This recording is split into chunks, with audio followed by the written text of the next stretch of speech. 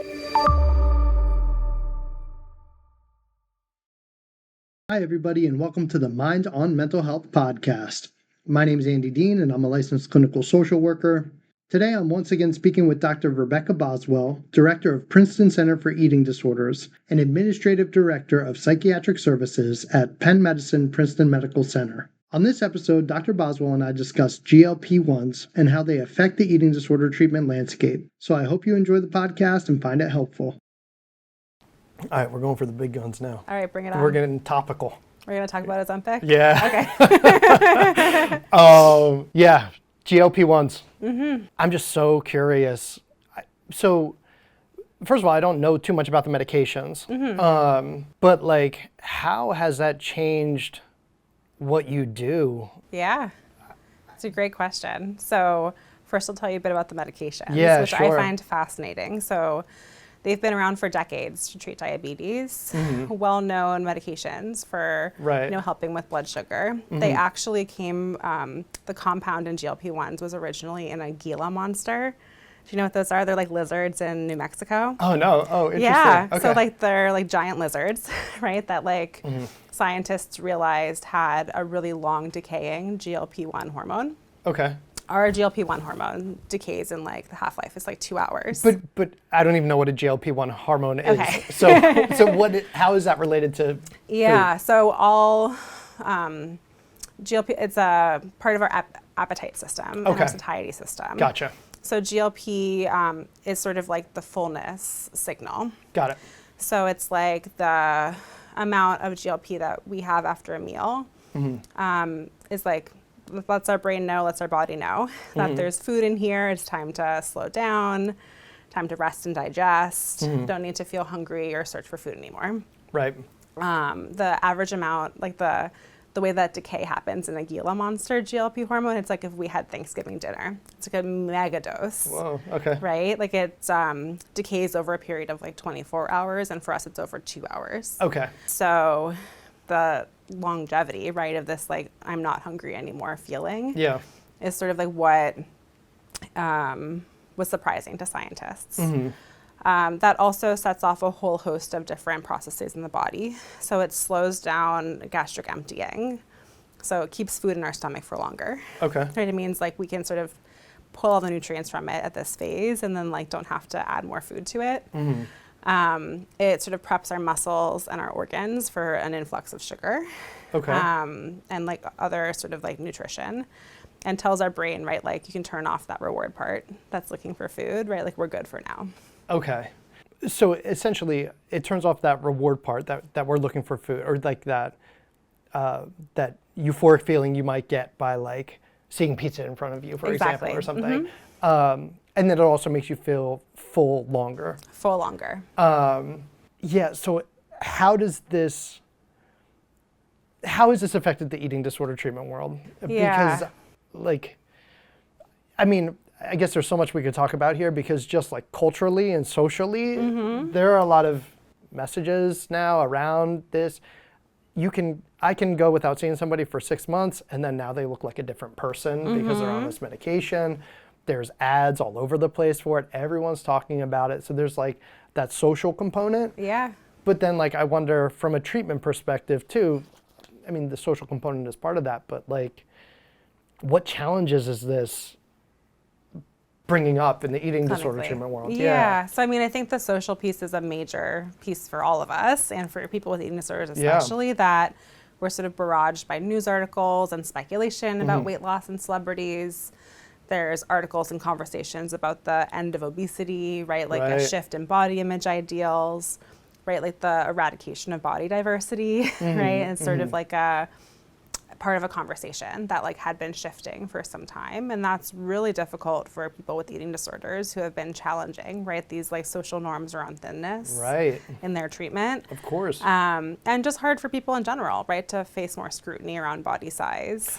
I have a lot of empathy for that, because if this is something that you've been struggling with and really trying to challenge your thinking around, and now it's like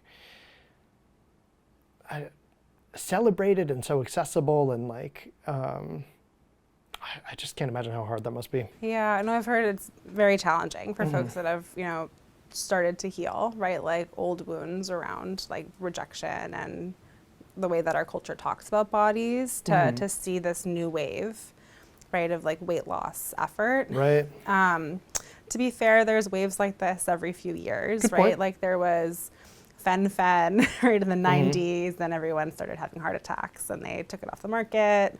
There were medications in the 80s that gave people seizures, right? So there's like all these ways that weight loss medications have come and gone through time. This is part of a new cycle, but a painful part for a lot of people. Yeah. I'm sorry, I keep getting sidetracked, It's but okay. like I'm still looking for like is there a general thought in the eating disorder treatment world about, I'm assuming there's not a black or white, good or bad, but like, it's got to be so hard to, how do you manage it? Yeah, well, it's a challenging balance. Yeah. Before I talk about that, I want to tell you a story. Yeah, please. About a social piece of these GLP-1 medications. So I think it's not just like adults that are, curious about like what medication to take or like what their doctor recommends. I did a talk in a middle school last year where one of the kids we had open question time about bodies and eating. And one of the kids asked what Ozempic was. And then the 40 other kids sang the Ozempic jingle. The Ozempic, like the it's magic. I don't even know what that is. They did they sang the commercial to me. Wow. It was harrowing. Wow. Like how are these like 10, 11-year-olds gonna know about this? And like how is this affecting how they think about their bodies? How are they more informed than I am? Right. Probably more YouTube ads. Yeah, exactly. Yeah. Wow, that's crazy. Yeah.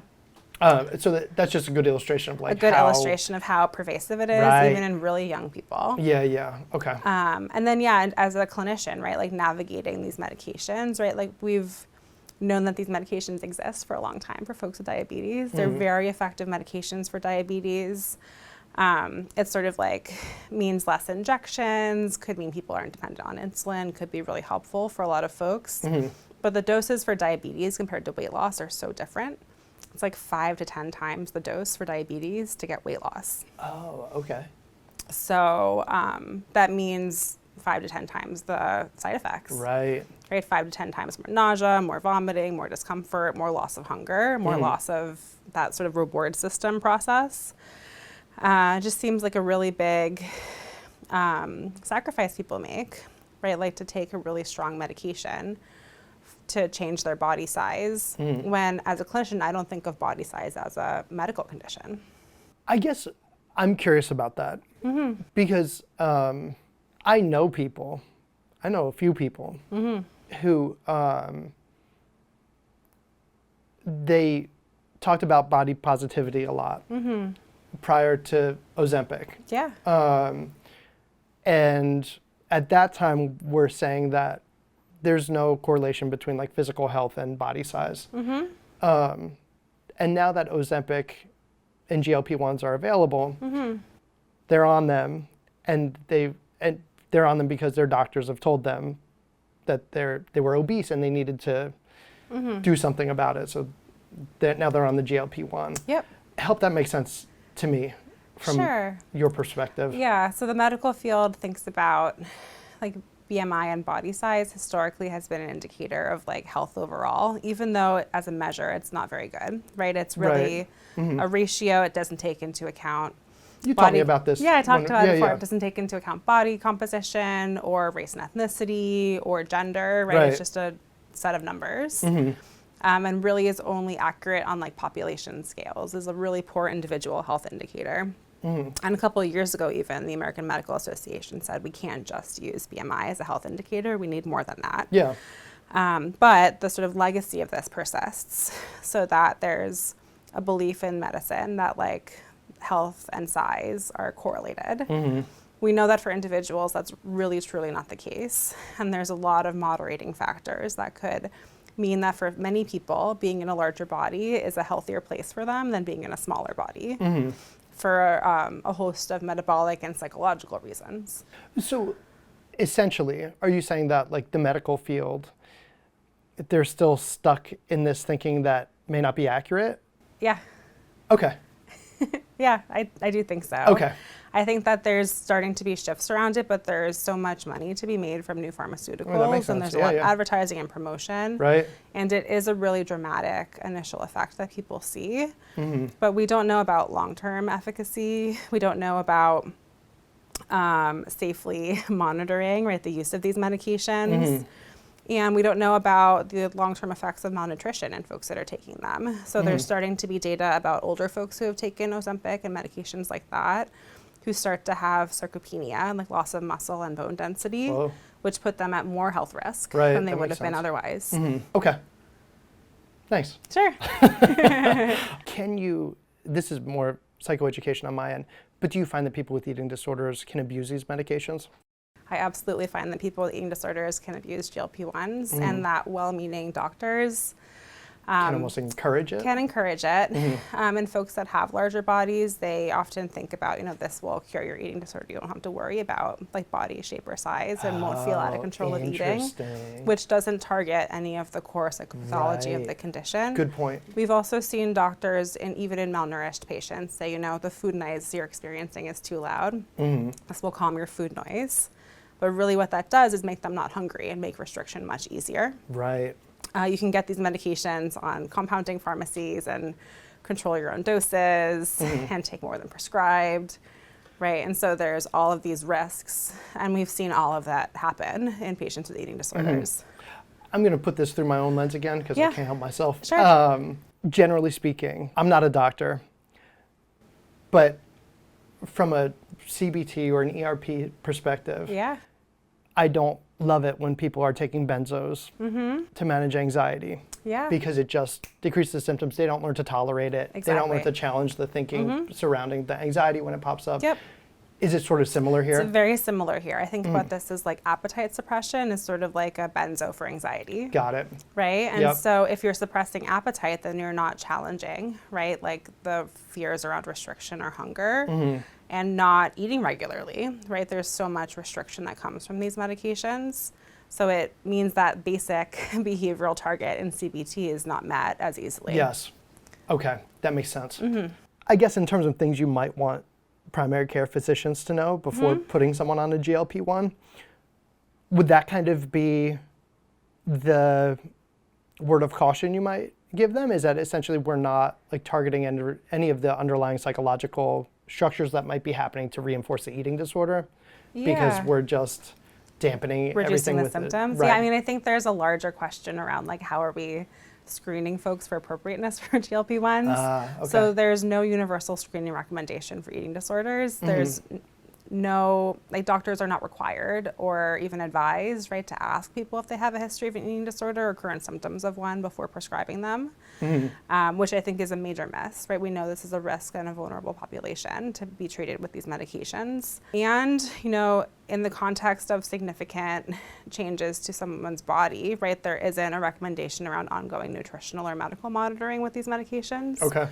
So I think, being someone that sees inpatient level of care all the time and the severe medical effects of malnutrition, I really worry about that. Yeah, that makes sense. About the speed of weight loss, the macro and micronutrient deficiencies, and the irreversible effects of weight loss when it's too fast, including loss of bone and muscle density. That really is quite difficult to remediate in people and puts people at long-term metabolic and other kinds of risks. And so I think that, prescribing a medication that has known downstream effects without some scaffolding around it is a pretty dangerous proposition. Right. Good point. I wanted to ask you a couple questions that are kind of specific to men or boys. Because